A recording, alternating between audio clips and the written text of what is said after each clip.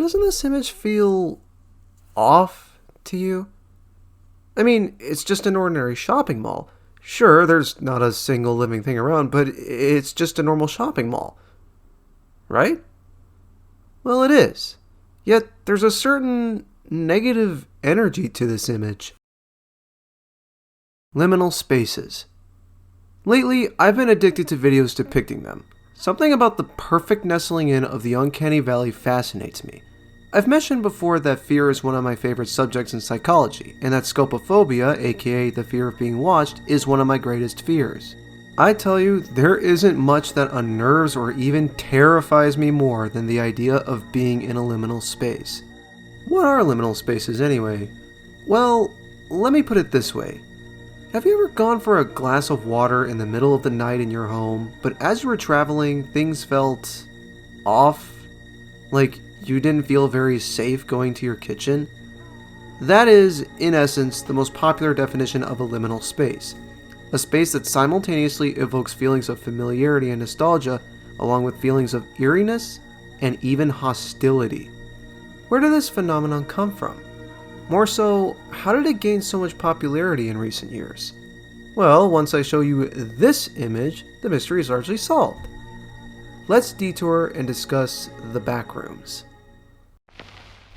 If you're not careful and you no-clip out of reality in the wrong areas, you'll end up in the backrooms, where it's nothing but the stink of old moist carpet, the madness of mono yellow, the endless background noise of fluorescent lights at maximum hum buzz, and approximately 600 million square miles of randomly segmented empty rooms to be trapped in. God save you if you hear something wandering around nearby, because it sure as hell has heard you.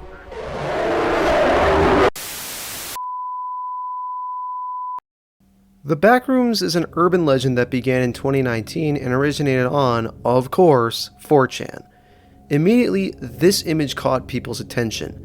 We've all seen office spaces, and this looks no different than a typical office space.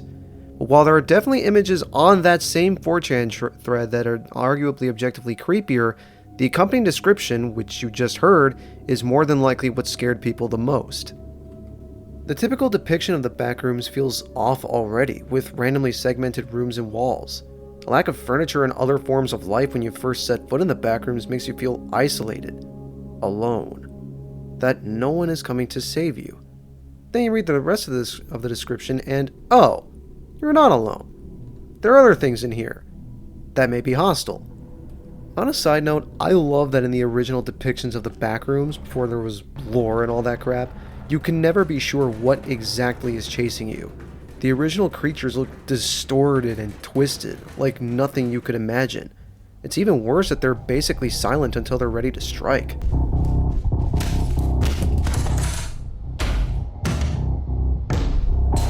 Back to liminal spaces, the backrooms takes great advantage of the aesthetics of liminal spaces.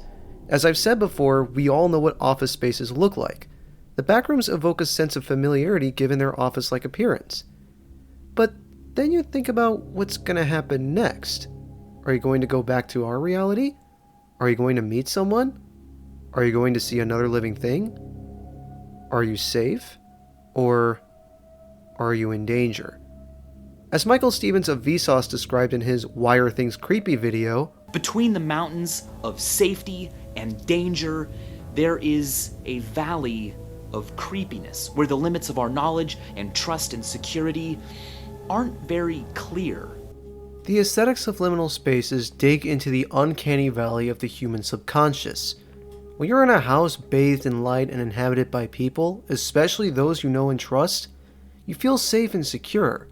What happens out of view feels expected, like no big deal. If you're in a haunted house at night with scarcely any light and there's a monster within, you feel unsafe. You want to get out of there. Liminal spaces provide a different kind of feeling. They evoke the same sense of familiarity that you'd find in a typical human setting, like a mall or school, but without a sign of life, you don't know what's going to happen next, or rather, what's going to come out of the unknown. It's that perfect middle ground where things feel familiar, yet there's an unshakable discomfort in what would otherwise be a harmless setting. So that about wraps up what I have for today. I made this video for two reasons. One, I love liminal spaces as an aesthetic just due to their eerie feeling and my fascination with fear, especially a fear of the unknown. Two, I wanted to do a spooky video for Halloween in a format I had little experience with, especially since Evan, yes, this Evan, told me he loved the video essay portion of my Gargatron video last year. There's a lot more that goes into liminal spaces, and if you guys really want a part 2, I could probably dig up more info on liminal spaces and their relationship with the human psyche. Think of this video as a brief overview on the topic. Anyway, I'm the GamerRaider10, and happy Halloween!